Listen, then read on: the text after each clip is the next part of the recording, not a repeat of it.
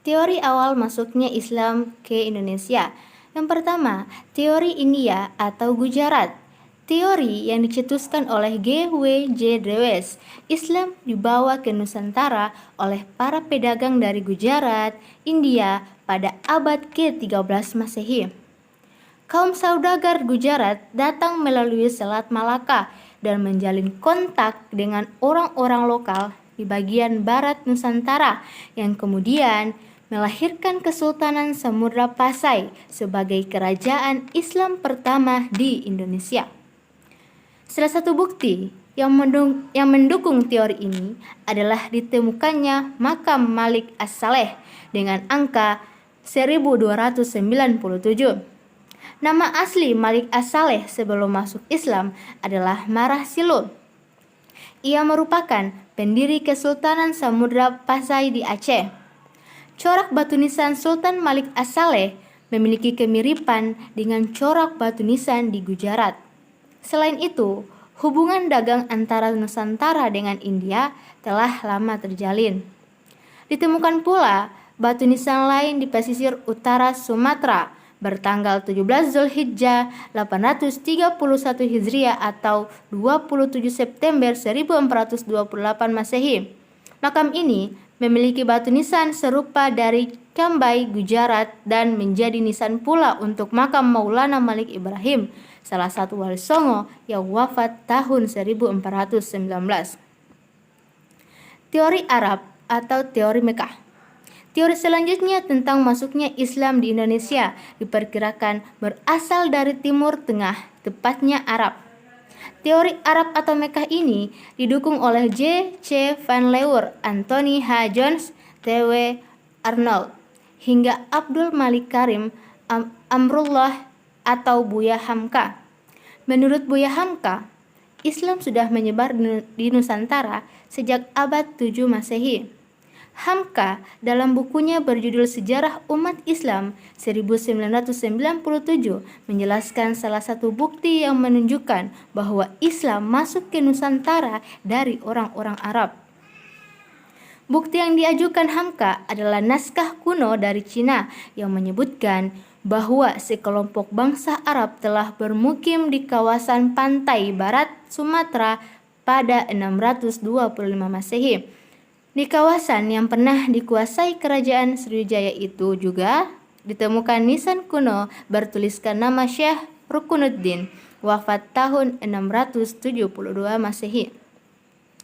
Teori dan bukti yang dipaparkan Hamka tersebut didukung oleh T. W. Arnold yang menyatakan bahwa kaum saudagar dari Arab cukup dominan dalam aktivitas perdagangan ke wilayah Nusantara. Sebagian dari pedagang Arab tersebut kemudian menikah dengan warga lokal dan membentuk komunitas Muslim. Mereka bersama-sama kemudian melakukan kegiatan dakwah Islam di berbagai wilayah di Nusantara. Selanjutnya, teori Persia atau Iran.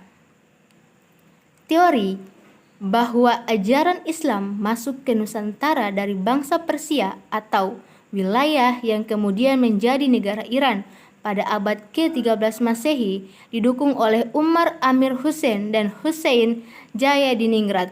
Salah satu contohnya adalah seni kaligrafi yang terpahat pada batu-batu nisan bercorak Islam di Nusantara.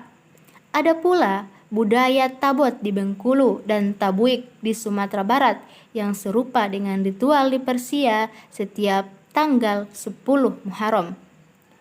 Akan tetapi, ajaran Islam yang masuk dari Persia kemungkinan adalah Syiah. Kesamaan tradisi tersebut serupa dengan ritual Syiah di Persia yang saat ini merujuk pada negara Iran. Teori ini cukup lemah karena mayoritas pemeluk Islam di Indonesia adalah bermazhab Sunni. Baiklah, selanjutnya teori Cina. Penyebaran Islam di Indonesia juga diperkirakan masuk dari Cina. Ajaran Islam berkembang di Cina pada masa dinasti Tang 618 sampai 905 Masehi dibawa oleh panglima muslim dari kekhalifahan di Madinah semasa era Khalifah Utsman bin Affan yakni Sa'ad bin Abi Waqqas. Kanton pernah menjadi pusatnya para pendakwa Muslim dari Cina. Jean Aberli 2004 dalam buku Islam in China menyebut relasi pertama antara orang-orang Islam dari Arab dengan bangsa Cina terjadi pada 713 Masehi. Diyakini bahwa Islam memasuki Nusantara bersama migrasi orang-orang Cina ke Asia Tenggara. Mereka dan memasuki wilayah Sumatera bagian selatan Palembang pada 879 atau abad ke-9 Masehi. Bukti lain adalah banyak pendakwa Islam keturunan Cina yang punya pengaruh besar di Kesultanan Demak, kerajaan Islam pertama di Jawa, seiring dengan keruntuhan Kemaharajaan Majapahit pada perjalanan abad ke-13 Masehi. Sebagian dari mereka disebut Wali Songo. Dalam buku sejarah yang ditulis oleh Nana Supriyatna diungkapkan, Kesultanan Demak didirikan oleh Raden Patah, putra Raja Majapahit dari istri seorang perempuan asal Cina yang telah masuk Islam. Raden Patah yang memiliki nama Cina, Jinbun, memimpin Demak bersama Wali Songo sejak 1500 Masehi.